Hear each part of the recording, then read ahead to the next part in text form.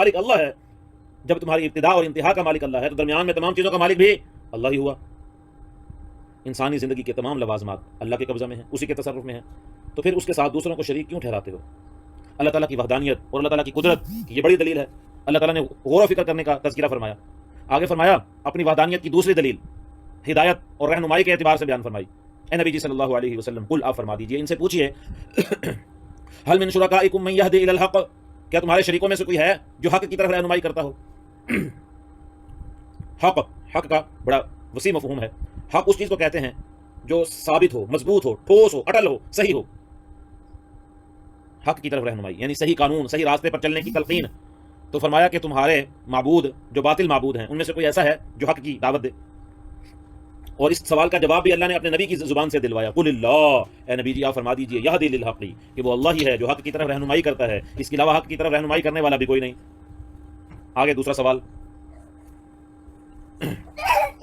افمن یہدی الی الحق، افمن یہدی الی الحق، کیا حق کی طرف رہنمائی کرنے والا یہ اتباع کا زیادہ حقدار ہے؟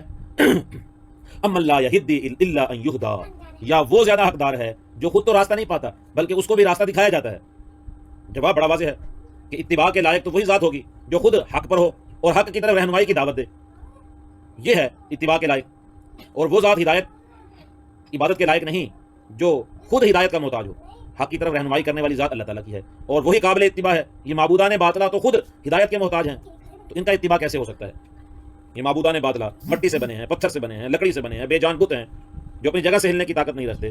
یہ تو بے جان ہے. اگر جاندار بھی ہوں تو بھی اللہ تعالیٰ کی ہدایت سے اور اللہ تعالیٰ کی دستگیری کے محتاج ہیں. انبیاء ہوں، ملائکہ ہوں، اولیاء ہوں، شہداء ہوں، صالحین ہوں، مقربین ہوں، سارے کے سارے ہر لحاظ سے ہدایت اور رہنمائی کے لیے اللہ کے محتاج ہیں.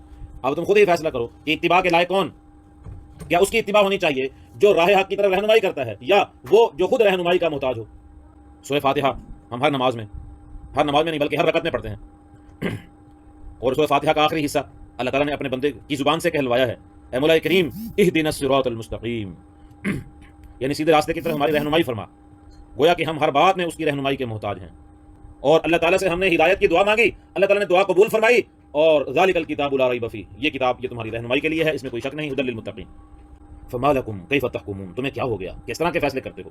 یہ تو بڑی ناانصافی کی بات ہے. تم ان کو خدا کا شریک بنا رہے ہو، ان کی عبادت کر رہے ہو، ان کو پوج رہے ہو جن کا اختیار ہی کچھ نہیں. جو ذات اتباع کے لائق ہے اس کی بات مانتے نہیں. اگلی آیت میں اللہ تعالیٰ نے مشرکین کی ایک اور قباحت بیان فرمائی، وما یتبع اکثرهم الا ظنا، اور یہ لوگ، ان میں سے اکثر لوگ صرف گمان کا اتباع کرتے ہیں، گمان کی پیروی کرتے ہیں. تمام مشرک اور تمام رسومات کے پیروکار صرف گمان کے پیچھے چلتے ہیں. یہ جتنی بھی بدعات ہیں یہ گمان کی پیداوار ہیں، حقیقت سے ان کا دور دور سے کوئی تعلق نہیں. کسی سے پوچھا جائے کہ یہ کام کیوں کر رہے ہو تو آگے سے بھلا کیا جواب ہوتا ہے؟ کرنے میں خرابی ہی کیا ہے، ہمارے فلاں بزرگ کرتے تھے، فلاں خاندان والے ایسا کرتے تھے. پھر آگے سے جواب ہوتا ہے او یار کام اچھا ہے اس لیے تو اتنے لوگ کر رہے ہیں. گمان کے پیچھے. کتاب و سنت سے جواب نہیں دیں گے. بدعتی یہ کہہ رہے ہوتے ہیں کہ اتنے لوگ کر رہے ہیں ہم کیوں نہ کریں.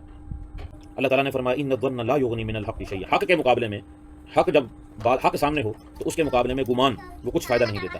ان اللہ علیم بما یفعلون، بے شک اللہ تعالیٰ ان کے تمام افعال کو جانتا ہے، اس کے علم میں ہے کہ کون حق پر ہے اور